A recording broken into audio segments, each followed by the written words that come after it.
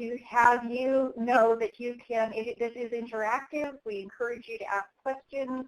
You know the chat box, you're using it as we speak, and there's also the little icon up at your top toolbar with a little person raising their hand. You can do that as well, and we will manage that and try to address your questions as we go through. But please you don't need to wait till the end. We can address questions as we go through each of these slides.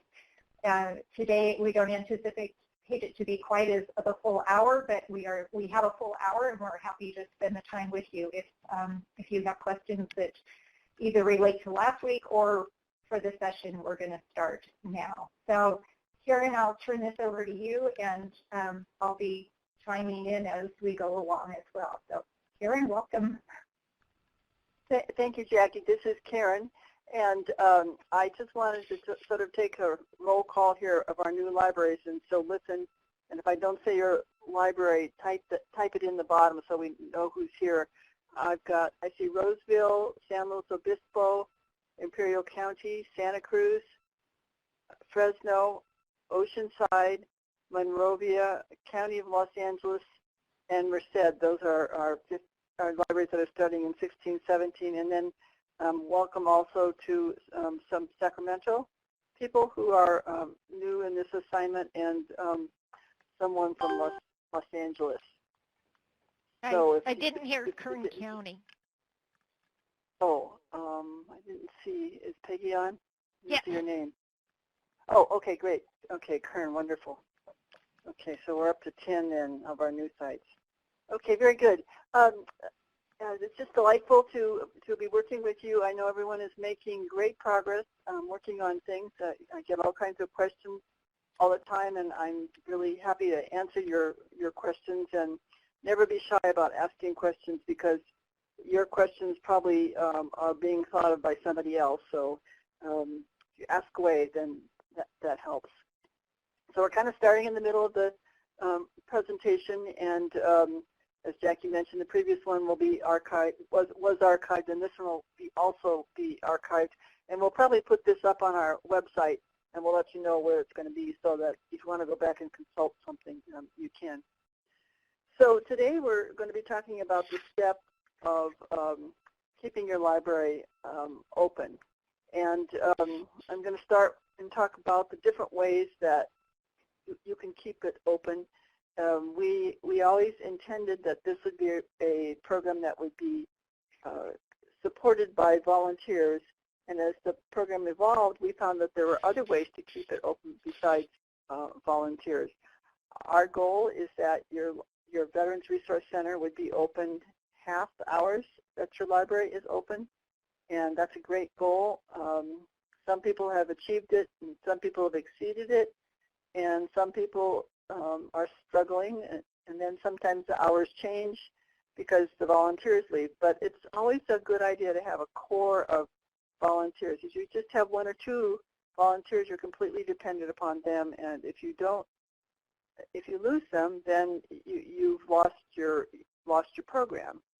And the reason that extra people are so important in this program is that we really want these interviews and meetings with veterans or their family members to be very long, intense interviews where you can explore the resources that might be open for the veteran and do full justice. When you're working on a reference desk and you're busy, if you spent 5 or 10 minutes with a person, that would be a long session, but a volunteer can give a lot more time. And they also can spend a lot of time studying this, and this is a very complex area of service. So the volunteers, the work study students, the AmeriCorps, however you run your volunteer center, are really, really core to this service. Now, I'm not going to spend a lot of time talking about volunteer service because we've just finished having 3 different workshops up and down the state talking about how to recruit volunteers to the Get Involved program. So I'm just going to say that the materials that you need for advertising and recruiting volunteers are on our website. They're under the volunteer tab. But if you need any advice, give Jackie or me a call. And then in addition to ideas about recruiting on our website, we also have a volunteer position description. We actually have two now. We have one for a person who would work in the library and meet veterans and family members there. And then we have a person who likes to go out into the community and promote the program. And you need both of those kinds of volunteers. We have volunteer interview questions, and we have a volunteer agreement. So, you know, don't cut corners at all on this. This is really something that you need to spend time on it. If your library has a volunteer coordinator, get them involved from the very beginning and learn what tools they have and start using those tools or having them use the tools, use Volunteer Match and use the Get Involved program. During our workshops, we heard some really great stories about how people have used Volunteer Match to recruit and just gotten some fabulous volunteers. So use all those tools that are out there. So that's kind of how the program started in 2012 and 13. And then as time went on, maybe 2 or 3 years ago, people said, well, what about using VA Work-Study students? And so we started to explore that program a little bit with CalVet. And this is a very nice program. These are veterans. They're oftentimes veterans who've recently gotten out of the military, so they tend to be younger, which is a good thing in terms of attracting younger veterans to the Veterans Resource Center at the library. And they, many of them, obviously, they have to be students, so they're going to school. And sometimes they're familiar with the Veterans Resource Center on their college campus as well. Now, you can't just leap into this. There's contracts that have to be signed if you're going to have work-study students. And there's a couple ways, well, there's really 3 ways that I've seen our libraries work with the work-study students. One is that they work with Jackie, and she's been working with CalVet, and she can help you kind of walk you through the process and explain how the contracts work. Another way is to work with your CalVet local interagency network officer. These are the link officers, and I think I mentioned earlier that there are 11 of them in the state. They can help you get those contracts signed and set up. And then the third thing is some of the county veteran service officers also use work-study students, and they can help you out with the contracts. And the one place I know where they were using the work-study students, and it was sort of brokered by the county veteran service officer, turned out to be a really nice collaboration, because some of those work-study students worked in the county veteran service office, and then they got trained there, and then they'd come over and work at the library. So that established a nice link with the county veteran service officer as well. Jackie, do you want to add anything about the contracts and getting that all set up? Well, just to add that, so it can be a veteran and or a veteran dependent that is, if they're using the GI Bill, I can give you the list of who's eligible. But yes, you get approved as a site, and then you go out and find the student that is interested. So it is a kind of a multi-step process. But by all means, if you're interested, give me a call, and I can work with you, and or like Karen suggested, your county veteran service officer and or the link person. But I can send you the worksite supervisor handbook, and that would give you kind of an overall description. But the people that are using work-study students are very, very happy. The reports we've had they're very happy with having these folks on board, and you don't pay anything. They're paid by the VA, so it's a win-win, and it's a great opportunity for them to get experience in a public library setting as well. Yeah, and so then there's a couple of trade-offs. One is that work-study students have to work on site. They can't work off-site. So whatever you say is the workplace, that's going to be the workplace. You can't send them out to do outreach. And then there's paperwork, of course, that you're going to have to do because they're going to have timesheets and things like that. So there's a little bit more administrative work, although you also have to keep track of volunteer hours. But it's a little bit more complex. And something else I was going to say about them. Oh, and then, of course, since they're students, you're not going to keep them for 4 or 5 years, and not all the volunteers stay that long either. But some of our volunteers have been with us for a very long time. So there's more turnover, and that means more training. And then the next one more. I just want to say they can work up to 25 hours a week during their school semester. So it is based on whenever the school is in session. So that's just another piece of it. But so you get good time with them if it works with their school schedule. So it's on a one-on-one basis, but it can be a really great opportunity for both of them. Yeah, and as I said, the places that are using them, they've been able to bring in younger veterans because they network in a different way than older veterans would. But you can see, because of the fact that it's on a semester basis, that you can't just rely on work-study students to run your center, because if they're not in school, then you might not have them. And then that would mean your center would be closed. The AmeriCorps model is one that's being used, as far as I know, only in the Los Angeles Public Library. And they actually use AmeriCorps people in quite a few different sites. And I think most of you are familiar with AmeriCorps. Again, it's a paid program, and the people are trained. They have a off-site supervisor who is supervising AmeriCorps people in many different sites with many different components. So it's not as focused as volunteers who would be just trained by us. Of course, we have an opportunity to train them. But again, many of them have stayed for a long time. But there's a certain amount of turnover. And there's probably other programs that you could use, Vista and programs like this. So there's many different ways to do this, but just make sure that you've got some consistency there and think about the training and the supervision aspects.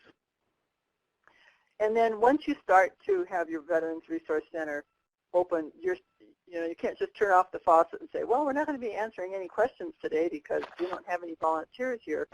Ideally, you have a way so that if there's no volunteer there or there's not a work study or AmeriCorps, your staff can take a phone number and say, when would you be available? I'll have somebody call you back. Or if they have a question that the reference staff could answer, then you send them over to another desk in your library and try to get them the help that they do. And the staff in our Veterans Resource Center libraries get pretty adept at handling questions from veterans.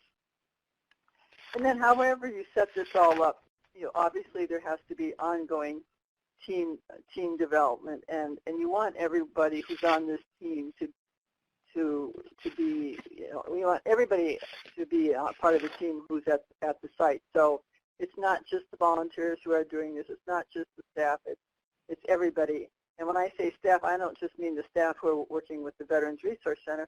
It's all the staff at that branch, because questions are going to come up. And I think we all know from working in libraries that people oftentimes don't go to the desk to ask their questions. They ask a staff person that they recognize who's not at the desk. They're out there helping another patron, or they're shelving books, or they're at a program. So everybody in the library has to understand what you're trying to do, and how they should answer the question if the Veterans Resource Center is closed, where they should send people, and also promote our programs.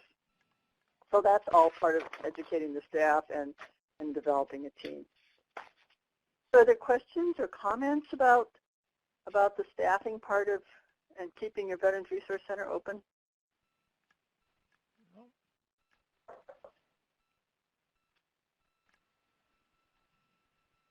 Okay, I don't see anything in the chat box. Okay, I guess we're ready to go to the next slide then. Okay. Okay, so now we're going to talk about training, and we're going to talk about training on 2 slides. The first is going to be training for staff, and then the second is going to be training for volunteers, and there's lots of overlap between these two things, but the training for staff is a little bit more complex than it is for the volunteers, because the staff is supervising the program and they have to really have the big picture. So first of all, for both staff and volunteers, we want you always to start with our pre and our post test. And when you go to our website and you go to the librarian tab, you will see a tab on there that says training for staff. And when you click on that, there's going to be a link that says training for staff and volunteers, and it says start here, and that's on the website. And that's where we want you to start. And what you're going to find is a little chart that sort of outlines the steps. And the very first thing you have to do is to take a pre-test. And we want you to take this pre-test before you start any of the training, because that measures what you know about service to veterans. And then after you finish all your training, you're going to take the same test, and it's the same test on purpose because we're trying to understand, did you learn anything? So you'll take that same test. Please don't skip this test. This is a really important outcome measure for us. We have to report it in our reports, and it's nice to know that our training is working. If it weren't working, we would want to fix it. And Jackie, we compiled the results, and I think we had, like 90% learn something new that they didn't know before. Well, I'll tell you, or 95%. I learn something new about service to veterans every day. There's so much to learn. You will never stop learning. So there's just a lot to learn. Okay, then we've got some webinars for staff. And the first one is Veterans in Public Libraries, what every public library should know.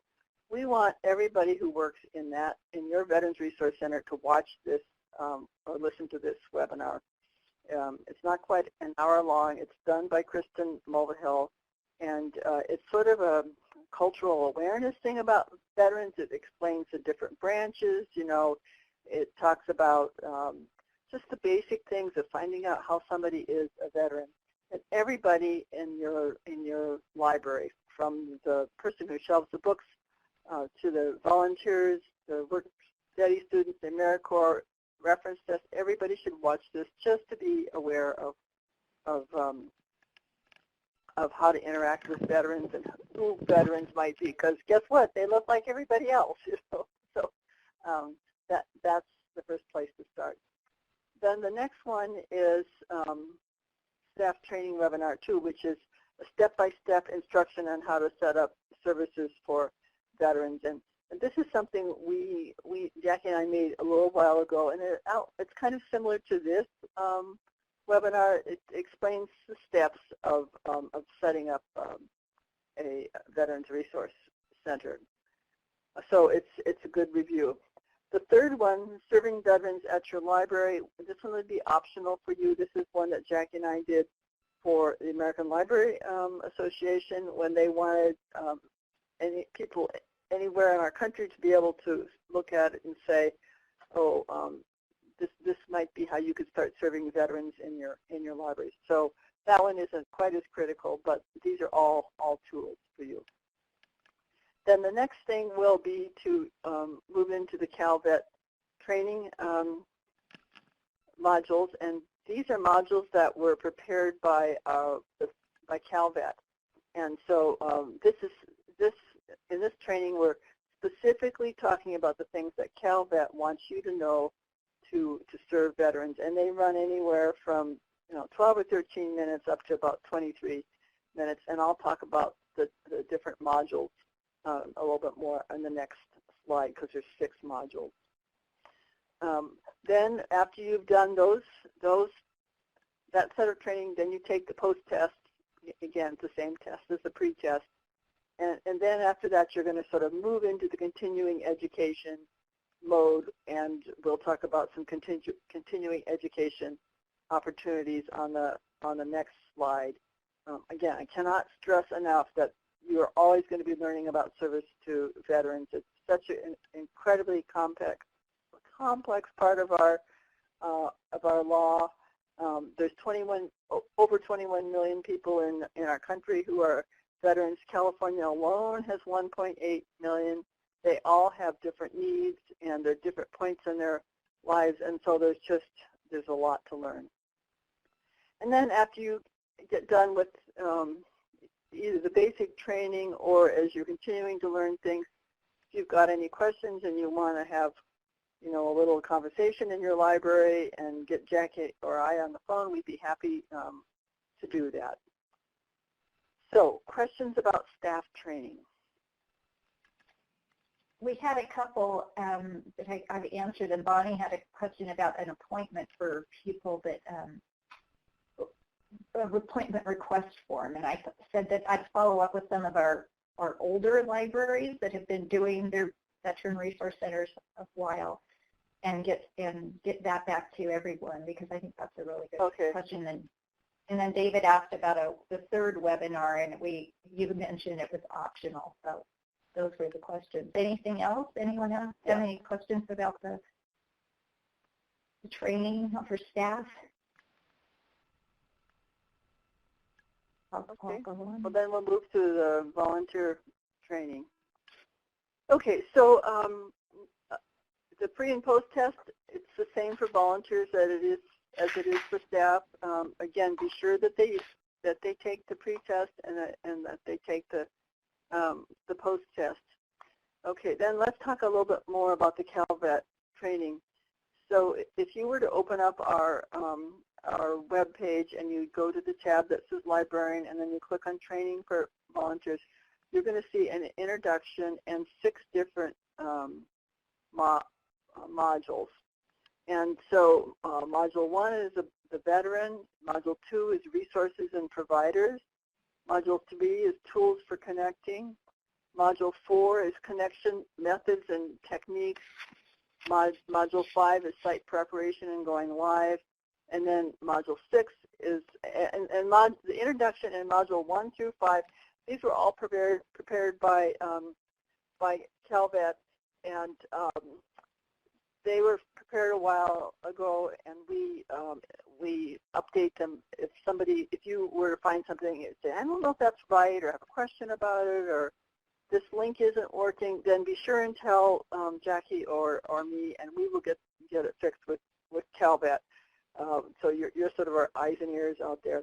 And then module 6 we just added this year, and this is kind of like a PowerPoint presentation. There's no audio that goes with it, but it was developed by a link officer as follow-up training, so that they, when they go out to sites, they can provide it. But it's a good tool to go through either with your link officer or with your staff. I think it's pretty self-explanatory.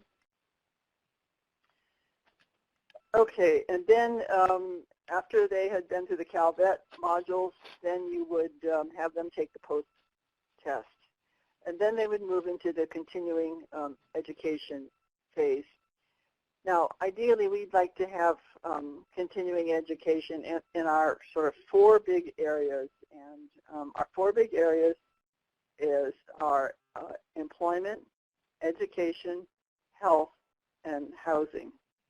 And sometimes the CalVet people call this the HE, H-E-H-E. So H for housing, E for employment, H for health, and E for education. It's pretty easy to remember those 4 components. Huge, vast components. Just take housing for example. Everything from I'm homeless to I'm getting a home loan. Health, everything from PTSD to I need hearing aids. It's just vast areas. Anyhow, we have on the tab under librarians, under training for volunteers, we have 3 different modules that were created just for us on employment for veterans. And these are really targeted at veterans. They help a veteran, for example, take their resume and turn it into the work that they did in the military and turn that into civilian language. So if they had a certain ranking and they did a certain thing like ordnance, well, there's no ordnance in and I don't mean ordnance like in law, I mean ordnance like munitions. There's no something comparable thing to that in the civilian world, but what would be something comparable? So this helps people tweak their language so that they can get jobs. Same thing with their skill transfer, interviewing skills. So this is real important. And this is important not just for the volunteers, but it's important for the staff too. For example, if you were decided that you were going to put on a program about employment in your library, and you wanted to make a special invitation to veterans, a veteran specially invited, and you put that on there, then you would want to have the person who's giving the program to have looked at these webinars so that they've thought about, well, how would a veteran transfer their resume into civilian language? You know, what are their job search skills that they should know about? So this can be used not just for training, but also for programming. Then another way to do continuing education is to have regular meetings with your link officer or your county veteran service officer. And many of our sites are doing this on a regular basis, quarterly or every half year. They have their one of the officers come in and meet with the volunteers and the staff. And by then, the volunteers have had enough experience that they've got some good questions to ask, and the link officer can say, well, this is how you would handle this, or this is how you would handle that, or maybe the link officer or the county veteran service officer has something new to impart. Now, this is kind of a two-way street, so it's not just the staff and the volunteers learning new things, it's also the link officer and the county veteran service officer learning what you're doing, and it's continuing to develop those partnerships so that you're helping feed people into the county veteran service office sort of benefit system. And then at any time, again, you can always, if there is a formal link, although we do really encourage you that you would set that up, you can always follow up on an informal basis with your link officer or your county veteran service officer or Jackie or me. We get these questions all the time.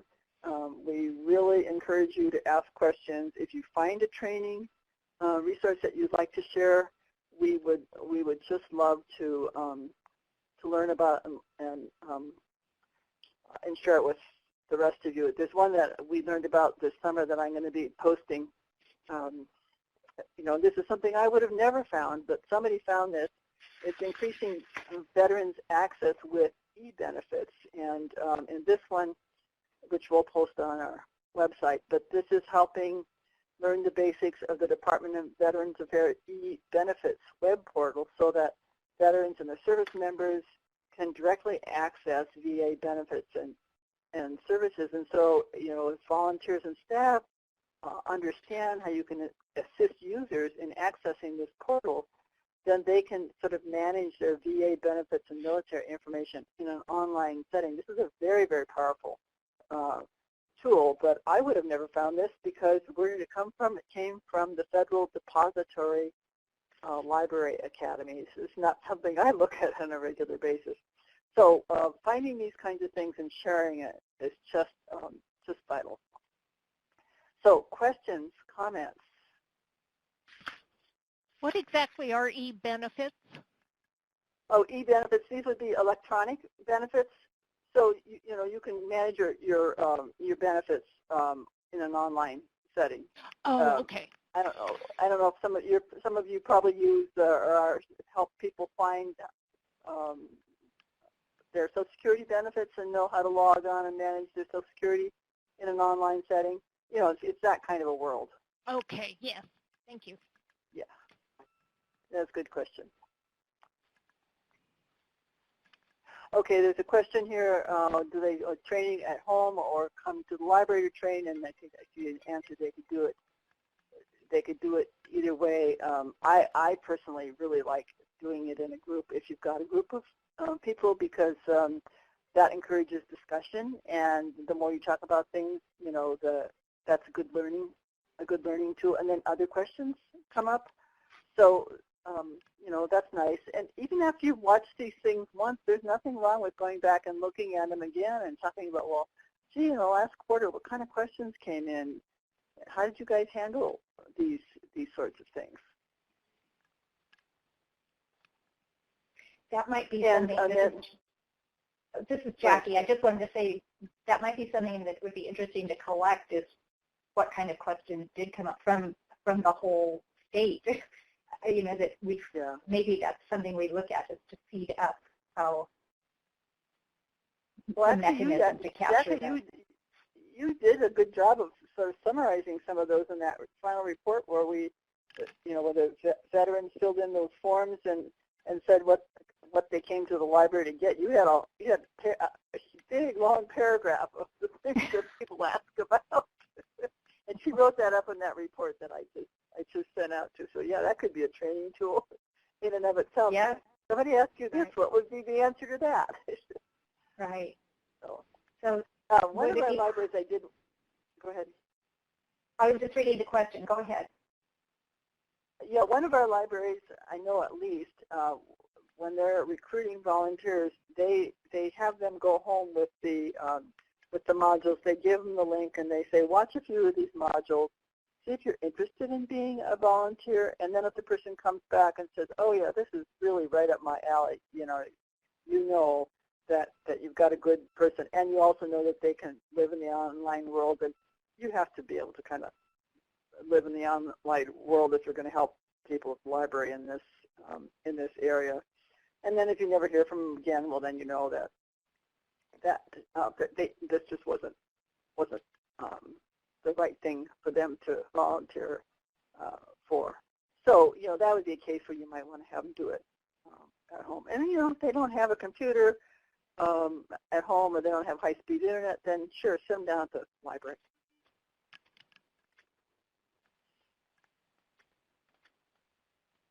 Yes, so there's a question about would it be possible to pull out the veteran employment from Calvet? Please, yes, do. Use it. If you just use those, click on those links and use it, yeah. Now we're getting another question here from Los Angeles Public.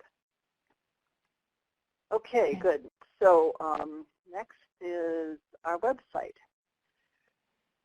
So I hope by now everybody's been on our website and looked at and used our website in a variety of different ways. It's a pretty simple website to navigate, and we've kept it that way on purpose.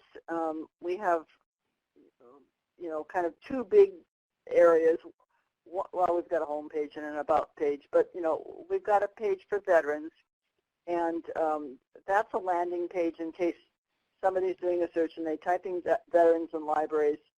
Then if a veteran comes, then they can go there and find a list of where our sites are, and and they can click on your website once you develop your website. So we always try to keep that page up to date, and as you develop your websites, you're going to need to give us those links so we can get them posted there. Or if something changes, the address change or phone number change, or a website address change, then let us know and we'll correct that. The page that's probably the most robust page, and the one that you're probably going to use the most, is our librarian page.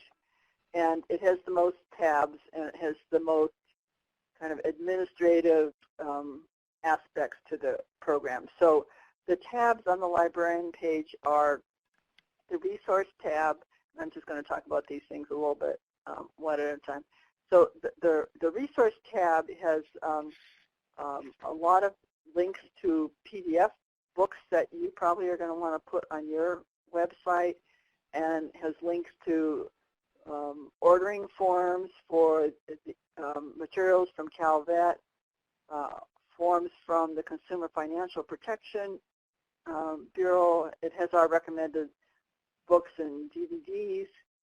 It has a couple of finding reference tools on there. It has a Veterans Resource Center checklist, which is an absolutely awesome list. This was created by a link officer from the Los Angeles area, and it has live hyperlinks. You can click on the hyperlinks, and it will take you directly to a page with the relevant things. So, for example, if you're using that list and you click on employment, there's 3 different links you can go to. If you click on healthcare, there's 3 different links. If you talk about Vietnam veterans or women veterans, it takes you right to those links. And we've got the volunteer interview questions there. So a lot of good resources under that page. And then under programming for librarians, we have a number of different programming ideas. Now, one of the grant components is that you will give at least 2 programs for veterans. And our libraries in a year. In a year. Oh yeah, in a year. Yeah, somebody thought it was too much. Yeah, in a year. So once you're open, then or even now, you should be thinking about what your programs are going to be. And they can be for veterans. They can be for veterans and their family members. And obviously you're going to invite the general program. But the purpose of the program requirement is we want you to do some things to attract people to your Veterans Resource Center to meet with your volunteers. I think we all know that it's really nice to establish these new services, but unless you continue to promote them, they might not be used, and that would be very disappointing to put all that effort in. So they're a way of promoting your Veterans Resource Center, but they're also, in and of themselves, a very valuable tool. So under the program ideas, we have just a few little program ideas. There are hundreds of ideas of things that people have done for programs. If you get stuck, give me a call or send me an email, and I will. If you kind of even have some thoughts, then I can start pointing you in the right direction. But most people don't have any problem at all coming up with programming ideas. The programming doesn't have to be done in the library. It could be done in the library. It could be done in the library. It could be done somewhere else. So that's really up to you. But keep that 2 a year in mind. And then the next tab on the librarian is the training for staff, and we've talked about that already. And then the one after that is training for volunteers, and then the final one is statistics, and we'll be talking about that in just a little bit more. Now, in addition to, I'm talking about our website, there's a page for volunteers, a tab for volunteers, and it has the volunteer agreement, the best practices, our 2 volunteer position descriptions, and the people who are prospective volunteers, this is where you would want to refer them. Please be sure and use that document that's called the best practices for volunteers. This is a document that's been evolving over time. It was created with by staff and people who are volunteers in our libraries, and it's all kinds of things for the volunteers to do because they might not be working with a veteran every minute, and we want to keep them engaged. And so there's two single space of ideas for things to keep our volunteers engaged. And then there's another thing which you all should be looking at right now, which is our PR toolkit. And since you are getting ready to have your opening, you understand what the PR components are. This project is funded by the Institute of Museum and Library Services under the provisions of the Library Services and Technology Act, which you sometimes hear called the LSTA, and it's administered in California by the state librarian.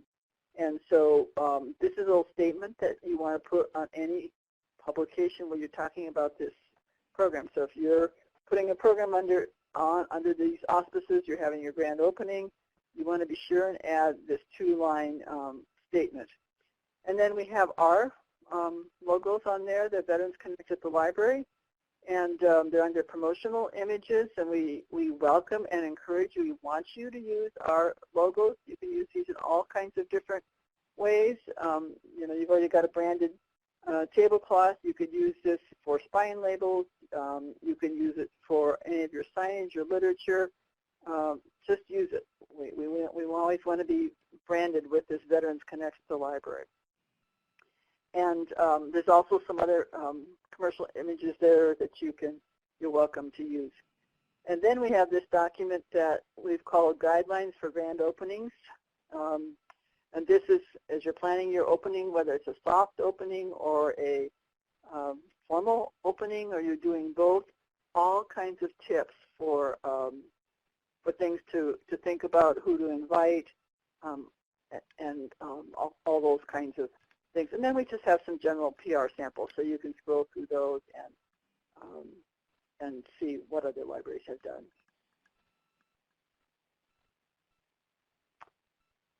Okay, and then let's see, yeah. So then under the librarians page, the other valuable thing is the Ning, which is a social media site for us. This is sort of our sharing site, and lots of you write Jackie and me and tell us, oh, we're putting this program on, and we're putting that program on, and so and we're really glad that you're telling us that, because we do a couple of things. One is we put this out on our social media, and Megan does that for us, and we have a Facebook page, we have a Pinterest page, and Megan, what am I forgetting? And yeah, she posts those things onto our page, and then we want you to post on the Ning site and share or ask questions. If you want to shout out to somebody, how are you guys doing this, or send me some program ideas, and you want some input from other people, that's where you do that. Megan's typing an answer. All right. Okay, so she just typed in our Facebook link there. So that's our website. Are there questions about our website?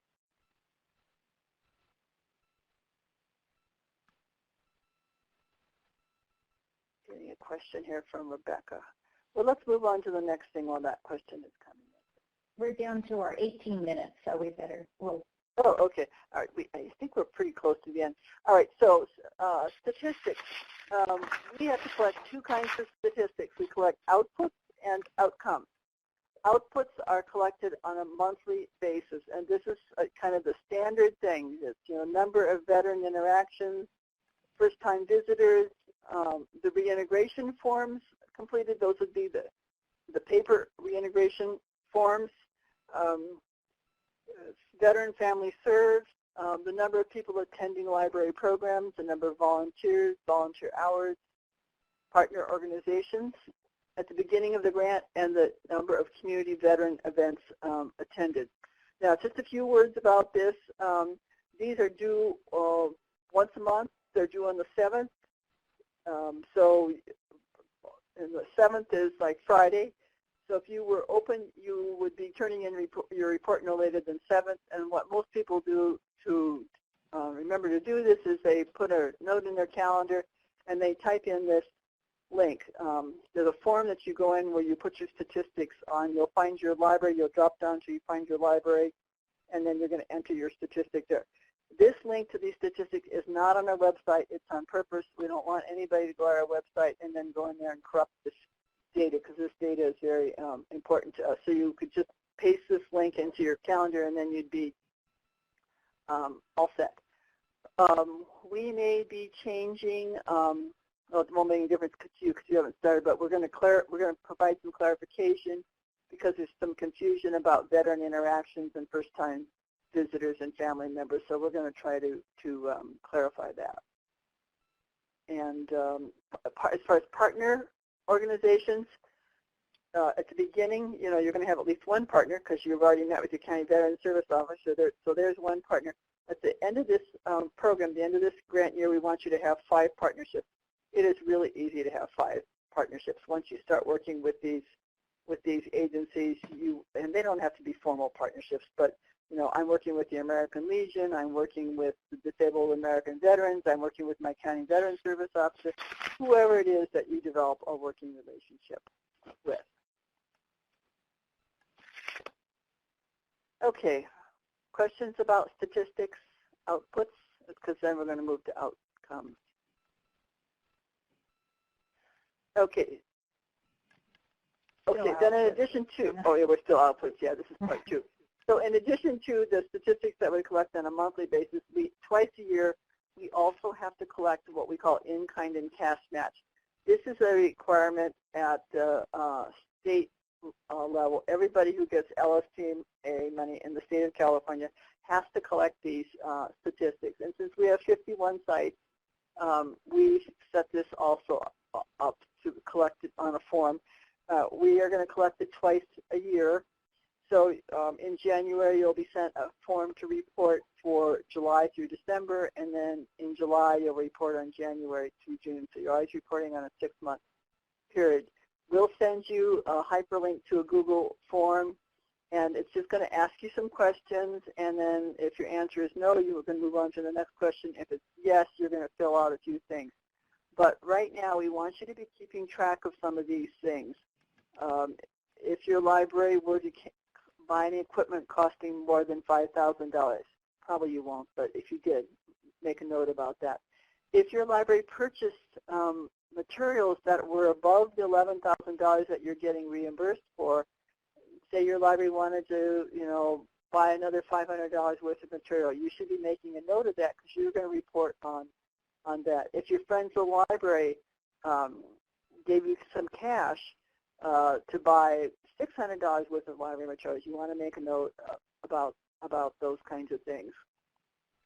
AmeriCorps Work Steady, any consultant costs that aren't going to be reimbursed by the grant, travel costs that aren't covered by the grant, and supplies and other costs. And this is a big thing for us. Our state library is very proud of how much we've done. I mean, sometimes he looks at it and says, I can't believe you had a $500,000 in-kind and cash match. Well, we can document that we do because you folks all reported it. And, it's your $100 here and $500 there and $25 here. All that adds up. So make yourself a file folder or somewhere and start to collect these things. And as it comes in, it doesn't have to be down to the penny. It's 25. I think I spent about $25 on this, but we want to keep track of that. Could you email those a sample of the form just so we know what all the questions are? I mean, ahead of time. Well, I could, but if you just keep track of those categories that are on this slide, okay, I think you'll be fine. Yeah. Okay, next slide. Okay, these are outcomes. We have 2 outcomes, and we've already talked about one. One is the pre and post test, which I've emphasized how important it is for staff and volunteers to take. And then the second one we haven't talked about, but we're going to talk about it now. And this is a postcard, and Jackie sent these postcards out to you.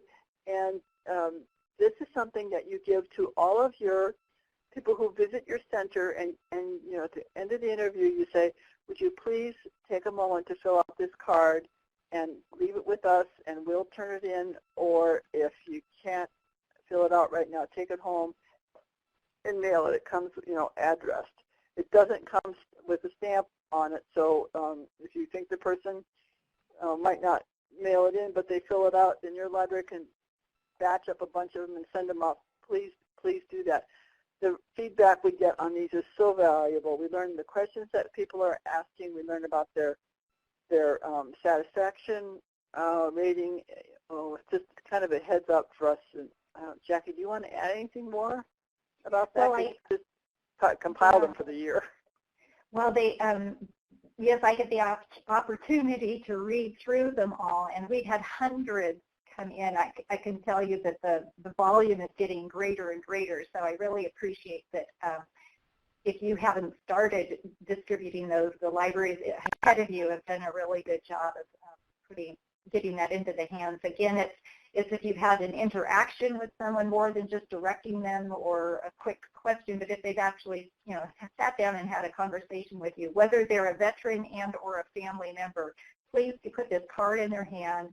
And we really are getting, in fact, what they're telling us is last year really guided our planning for this year's project in terms of doing a targeted outreach to minority and women veterans, and also kind of along with that is to create PSAs, public service announcements, that will be put into your hands and that you can take out to your social media outlets and local other media outlets that you can put into use, because many comments came back to get the word out more that these were important services that we were providing and they really valued the help they received in the library. But I do want to make note, some people would say like more time on the computer, and that kind of gave us a clue that, gosh, we really want to make sure you all understand the computers that we're requiring at those stations are dedicated for the veterans. So it's helping us to make sure we can kind of hone in on if there are issues at libraries that may not realize or may have overlooked one of the criteria that's so important to making this successful. So the comment cards are of great value. And if you need any more, please let me know. Just email me. We're getting a new inventory of them printed right now, so I'll have more to send out. Some people have photocopied the cards, and I received papers, and I thought, oh gosh, please, I want you to know we'll restock you if you run out. And if there's something you think that would be important on that card that you'd like to see added, let us know, and we can consider it in the next revise. But that would be all I have to say on that, Karen. Thank you. Okay, thanks, Jackie. All right, questions about the outcomes? Okay, well, let's go on to the next then. We're getting near to the end. I think we are. That was questions and answers. So, yes.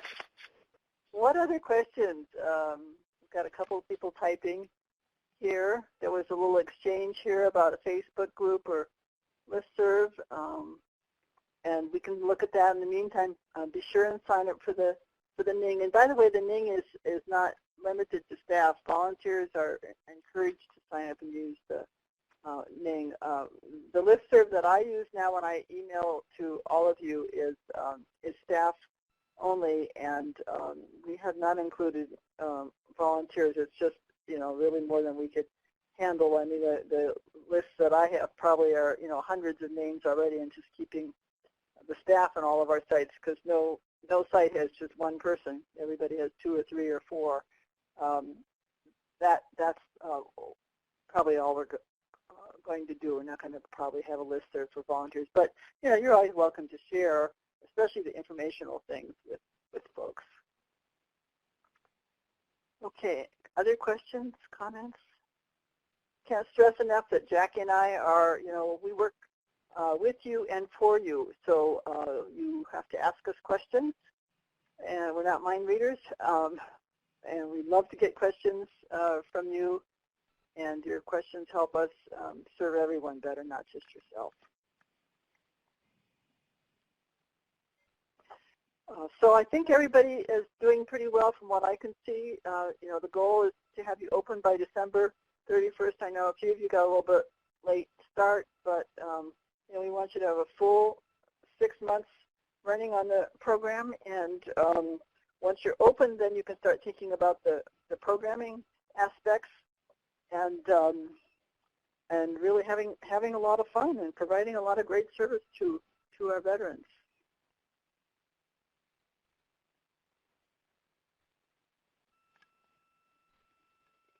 David, I think we have a couple opening in November, just for your information. But do we have any other confirmed dates? I think Roseville's looked at a November opening, and I think Merced is looking at a November. And Monterey County, aren't they? Monterey. Yeah, and they're not on here today, I don't think, unless they're a phone number that I don't recognize. So, and several of you said you're looking at November, December, but you haven't picked the date. And a lot of people have a soft opening, and that works pretty well for them. They have a few days to kind of work out the bugs and get everybody kind of tuned up, and then they have the more formal opening. A formal opening is nice because it's a great PR opportunity, and it's a chance to invite your county veteran service officer and your congressman and congresswoman and sort of show off for everybody. Yes, here's Monrovia, November. So, okay, well, if there aren't any questions, I think we will we'll sign off, and Jackie will be sending out the link to everybody. And I guess, Jackie, we could post these on our website, too, in case people wanted to, under the librarian tab somewhere, in case people wanted to follow up. And, yeah, we'll work with Eileen to get it up. So it was great to have this chance to talk to everybody and give you all the detail. Thank you very much. Okay, Thank you. Thank you. All right, well, keep up the good work, everybody. Bye-bye. Thank you.